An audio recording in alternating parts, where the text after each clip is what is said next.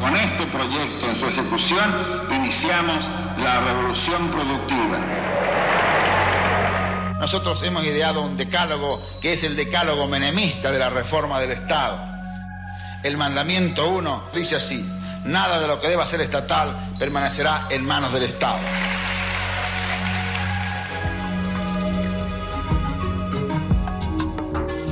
El compromiso es con los argentinos a través de la ley de convertibilidad. Estamos inaugurando un periodo que yo calculo que tendrá como mínimo 6 décadas de estabilidad y de progreso. Y que esperamos incluso que no termine en una gran recesión como fue la del 30.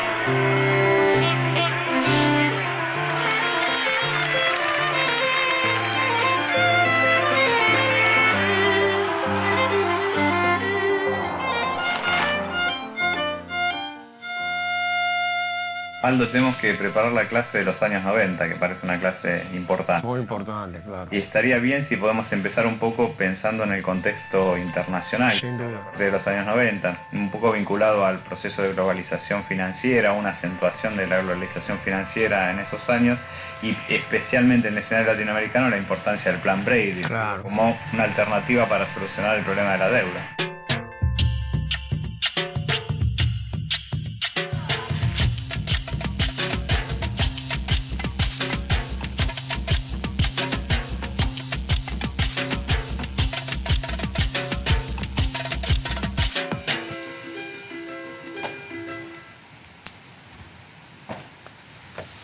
Doctor, le hago una pregunta. Sí. Si bien las ideas neoliberales guiaron la economía argentina en la década del 90, ¿no habían empezado algún tiempo atrás, como a mediados de la década del 70? Exacto, claro. Seguramente, ¿no? Esto es así, porque ya con la dictadura militar uno puede ver una serie de medidas neoclásicas o que pueden definirse como liberales, ¿no? Durante la gestión específicamente de Martínez de Oz. ¿Y el gobierno de Alfonsín cómo se comportó con respecto a esto? Bueno, en realidad la política económica durante el gobierno de Alfonsín no fue estrictamente liberal, digamos, fue una política económica más de tipo heterodoxa. Pero no obstante, a partir de 1989, con la crisis hiperinflacionaria y con el cambio de gobierno, la asunción del gobierno peronista, estas ideas neoliberales que ya habían tenido aplicación durante la dictadura militar se profundizaron y constituyeron ya un sistema mucho más armónico, ¿no? Claro, eso era más o menos lo que pedían los países industrializados, ¿no?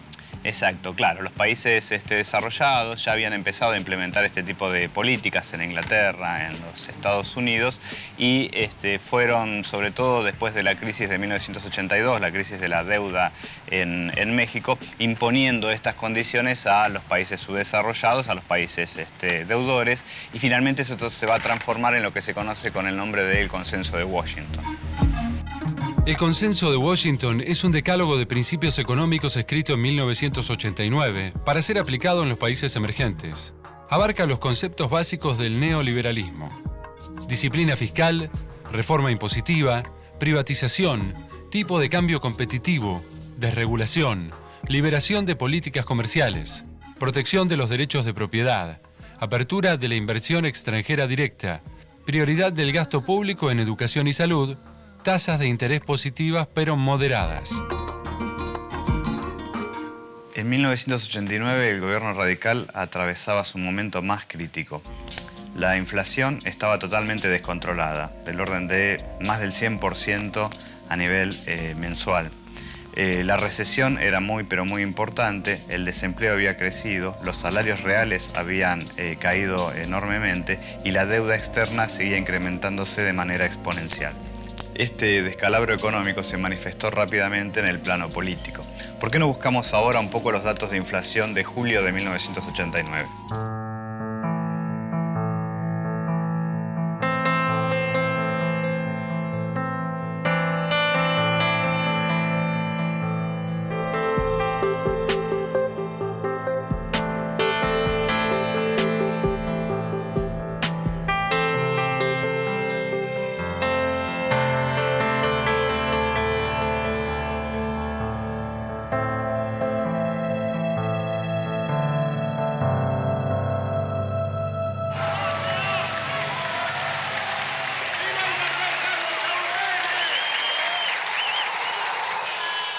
En el marco de esta política económica neoliberal y de lo que se denominó el consenso de Washington, va a adquirir un rol muy importante las políticas de privatización. Sin duda, fundamental. Se va a profundizar enormemente en el contexto de los años 90 algunos de los intentos que se habían desarrollado ya desde la época de la dictadura militar. Claro.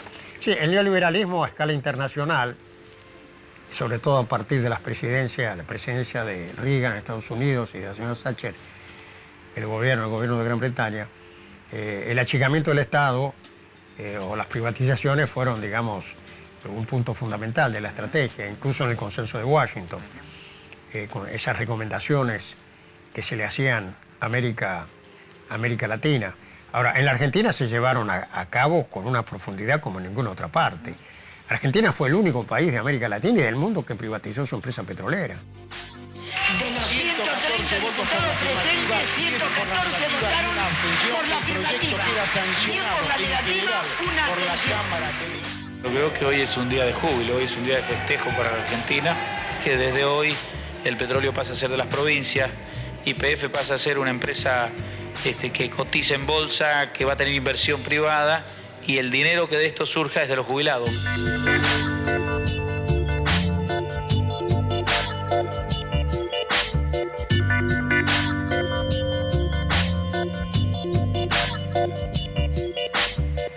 A principios de la década, las principales inversiones extranjeras fueron a parar a las empresas públicas privatizadas. Exacto, Aerolíneas Argentina, Entel, los bancos, el agua, la electricidad, digamos, todos los servicios públicos, las empresas militares, las fábricas petroquímicas, canales de televisión, el correo, la concesión de autopistas por peajes, etc. Todo lo que el Estado había acumulado y generado durante décadas fue prácticamente privatizado en el contexto de los años 90. Y precisamente este barrio es un poco la síntesis o el emblema de esa situación del desarrollo de las privatizaciones, ¿no? Esto se creó precisamente el complejo de Puerto Madero en 1992. Acá se instalaron oficinas de varias de las principales empresas privatizadas. Bueno, la privatización continuó, digamos, durante toda la década del 90 y se calcula que más o menos se ingresaron unos 20.000 millones de dólares por precisamente la venta de las empresas que se privatizaron, las empresas que eran del sector público, ¿no? ¿Cuál crees que fue la consecuencia de todo ese proceso? ¿Fueron a parar las reservas del Banco Central? Exacto.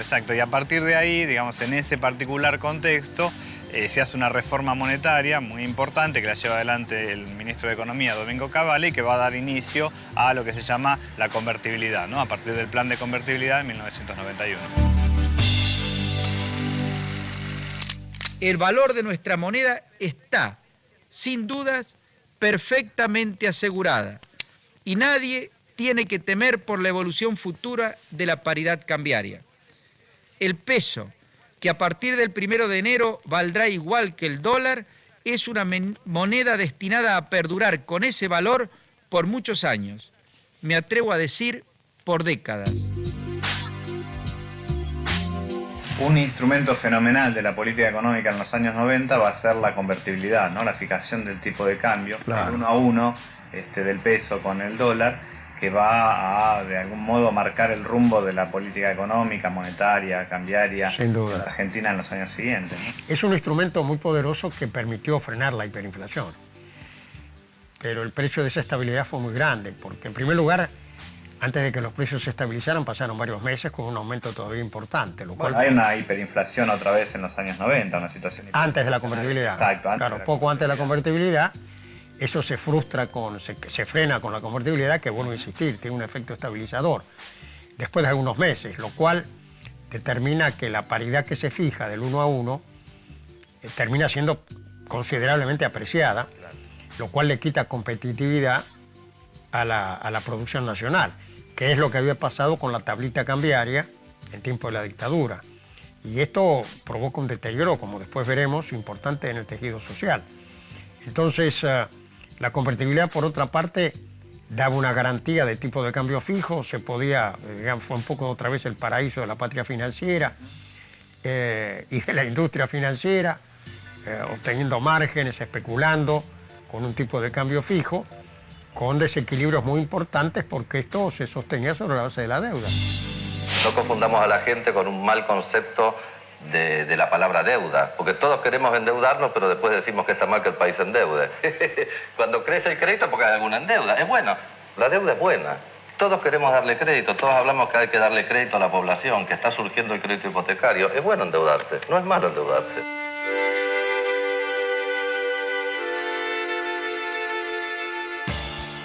En principio, las consecuencias del liberalismo fueron positivas. Bueno, se vieron aspectos positivos y se mejoró la situación en varios frentes. Como decíamos antes, el Banco Central incrementó sus reservas, se incrementó el crédito, las tasas de interés se mantuvieron relativamente bajas, hubo mayor liquidez en la economía.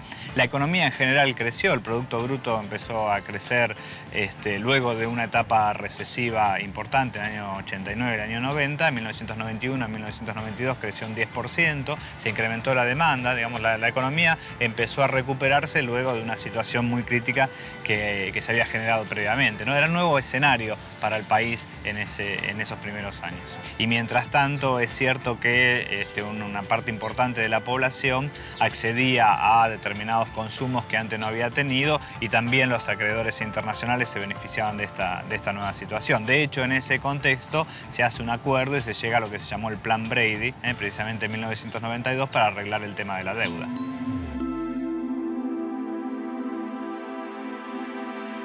El Plan Brady fue una estrategia adoptada entre fines de los años 80 y principios de los 90 para reestructurar la deuda externa de los países en desarrollo. Se basaba en la reducción de esa deuda. El ingreso al Plan Brady y la baja de intereses en los mercados internacionales trajo alivio y más inversiones directas en el país. Cada vez que hablamos de la economía argentina, tenemos que ponerlo en el marco mundial, que siempre influyó tanto, ¿no es cierto? Y efectivamente eso dio lugar a un reinicio de las corrientes de financiamiento en América Latina, una cierta mejora también de los términos de intercambio, ¿no es cierto? Sí, y esto da una cierta holgura para enfrentar los problemas que se reciben, ¿no?, a final de la década, cuando se inicia la presidencia del doctor Menem. Y allí se tomó un rumbo muy categórico, de entrada nomás manifestando la adhesión a un pensamiento conservador vinculado a los grandes grupos económicos y finalmente con el inicio del plan de convertibilidad y la profundización del programa de privatizaciones y de regulación de los mercados. Estas privatizaciones van a estar vinculadas también a la resolución del pago de la deuda. También, esto fue una forma de cambiar activos valiosísimos por papeles de deuda impagables. Es decir, y después de que se vendió todo el patrimonio nacional, la deuda siguió estando como estaba. No se resolvió el problema de la deuda, el país había quedado sin activos, transfiriendo a filiales de corporaciones transnacionales que naturalmente hicieron un negocio que se les ofrecía.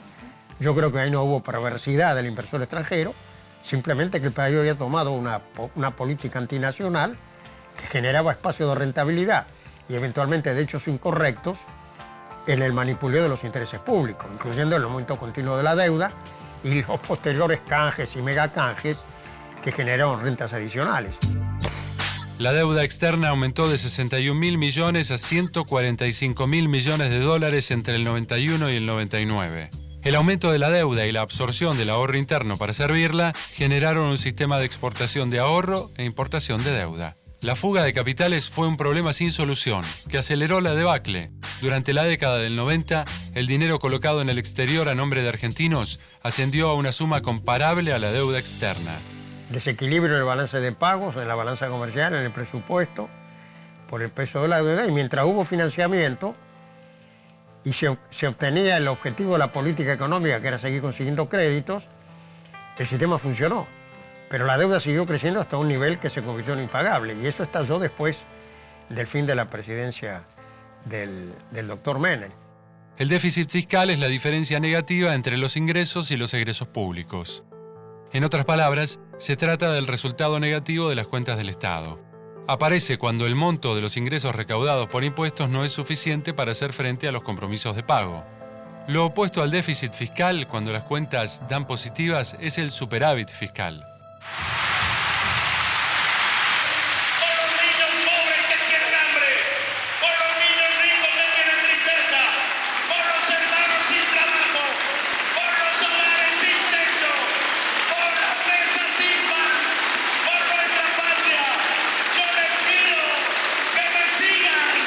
Sigan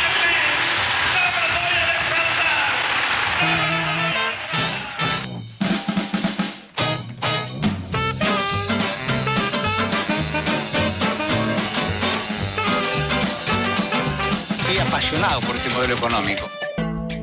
El contexto externo e interno que había sido tan favorable en el primer mandato de Menem dejó de serlo en el segundo. En la segunda mitad de la década del 90, la desocupación estaba en niveles récord del 30% de la población activa, los salarios reales por debajo del nivel previo a la crisis del 89 y la prestación de bienes públicos como educación, salud y seguridad en una decadencia que parecía insalvable.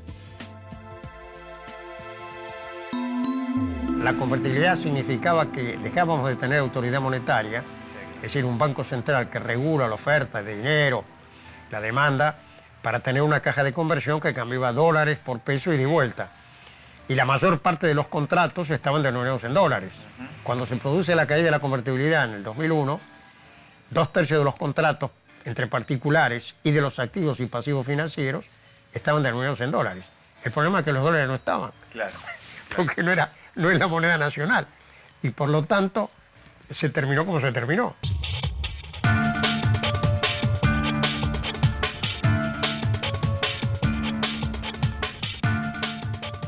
En ese caso, la debacle económica se trasladó al ámbito político. Exacto. ¿Te acordás que en 1999 están las elecciones? La alianza le gana al peronismo en esas elecciones presidenciales. La alianza era la unión entre el radicalismo y el Frepaso. Pero de algún modo ese proyecto político nace herido de muerte porque la propuesta está a sostener la convertibilidad en el tiempo, ¿no? Entonces el gobierno de la Rúa ya empezó con un modelo totalmente agotado y no tuvo ni la capacidad ni la voluntad para cambiarlo. Y las consecuencias macroeconómicas para el desarrollo, para el crecimiento económico de la Argentina fueron fatales. Acordate que estaba la convertibilidad, el 1 a 1, la relación entre el peso y el dólar, y eso coexistía con un nivel de reservas muy pero muy bajo y una notable deuda externa, una deuda externa enorme. Se genera una situación de cesación de pago, de crisis de confianza y estalla la crisis, ¿no? En este caso va a ser una crisis terminal para ese modelo. Claro, entonces el modelo ya estaba en decadencia total y no había vuelta atrás. No, y decíamos las consecuencias. Bueno, entre 1998 y 2002 el Producto Bruto, digamos, acumulado cae un 20%. Es una de las crisis más grandes en la historia económica argentina y la historia económica mundial, con niveles de desempleo del orden del 25% y con más de la mitad de la población, digo, y esto es muy significativo, con niveles que están por debajo de la línea de pobreza. El riesgo país es la calificación de la capacidad de un país de cumplir sus compromisos financieros. Es básicamente un concepto utilizado por los evaluadores de riesgo, algunas firmas internacionales, que estudian los países y analizan el balance de pagos, las finanzas públicas, la deuda y las posibilidades de pago a largo plazo. El problema que tienen estas evaluadores de riesgo es que son profundamente ideológicas y muy ligadas al mercado especulativo financiero. Y entonces, muchas veces no ven ningún riesgo cuando interesa a la especulación financiera seguir poniendo plata en una cierta situación, y en sentido contrario, cuando evalúan situaciones de países que siguen políticas heterodoxas, que no están alineadas con el pensamiento convencional, el pensamiento neoliberal, a pesar de que los indicadores reales de superávit fiscal, situación monetaria, balance de pagos, reservas sean sólidas, suelen ver sombras donde no las hay.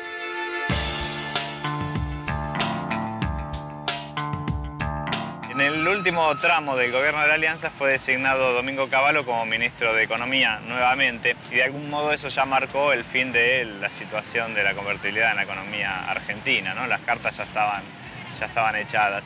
Y en ese contexto, en el año 2001, hay una fuga de capitales muy importante, del orden de 20.000 millones de dólares, y ya el sistema bancario termina paralizado, ¿no? A fines del año 2001, los niveles del riesgo país eran muy altos, por lo que la Argentina no tenía acceso al crédito internacional. ¿Fue esa la gota que rebalsó el vaso? Bueno, sí, esa fue una causa muy importante, pero digamos, fue una más entre varias, ¿no? Ya la situación de la convertibilidad estaba finalmente, digamos, en una situación de difícil retorno, porque precisamente lo que el gobierno tuvo que hacer fue, para impedir la fuga de capitales, paralizar el sistema bancario, evitar que se retiren los dólares. Entonces se dio una situación que se dio a conocer con el nombre de corralito, ¿no?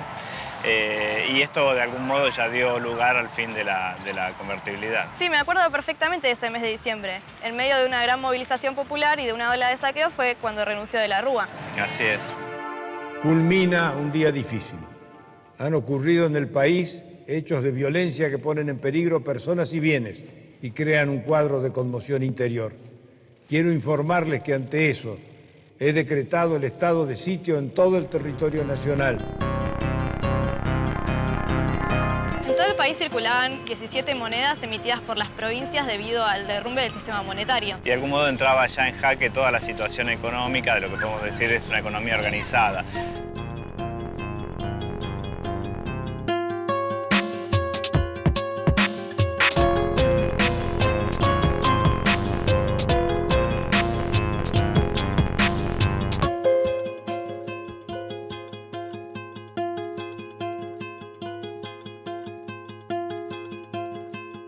Era un fenómeno bastante particular. Tanto la gente que quizás llegaba con una 4x4 a un club de trueque no tenía dinero, No pero tenía trabajo, los no dineros tenían estaban secuestrados en el corralito.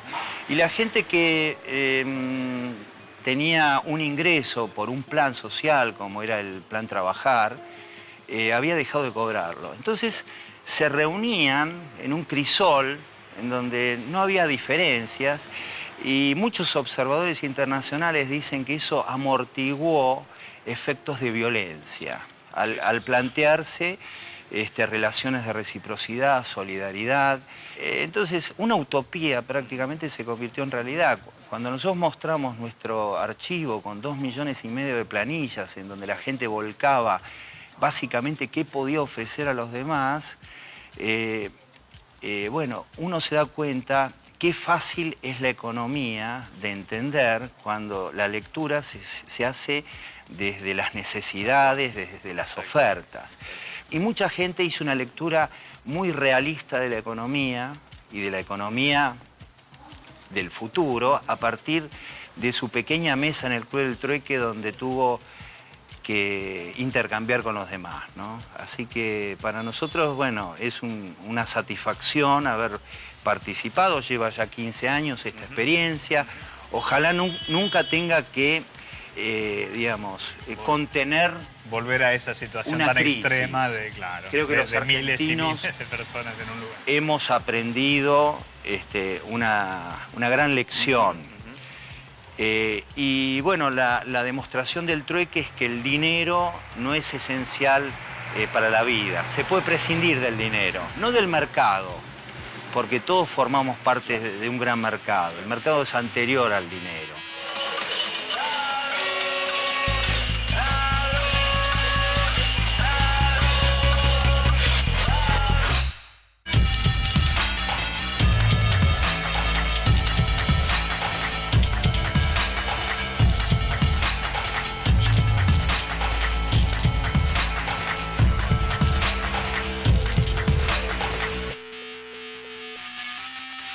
Y finalmente los desequilibrios fueron inmanejables, porque cuando la deuda ya era evidente que no podía pagarse, se cortó el crédito internacional, se produjo la fuga masiva de capitales del 2001 y el desplome del sistema, que se produce ya en tiempos de la alianza en el gobierno.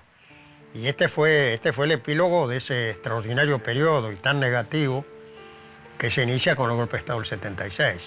En donde en el marco de las grandes transformaciones mundiales que aconsejaban fortalecer realmente la soberanía y la capacidad de decisión, Argentina hizo exactamente lo contrario. Destruyó sistemáticamente su patrimonio público y su capacidad de decisión. En los países tienen capacidad de defenderse si tienen políticas nacionales sustentadas en la voluntad popular, en la democracia, en la transparencia, en estados eficaces. Y ese es el camino que tenemos que aprender, y todo lo que hemos vivido nos enseña mucho en ese sentido.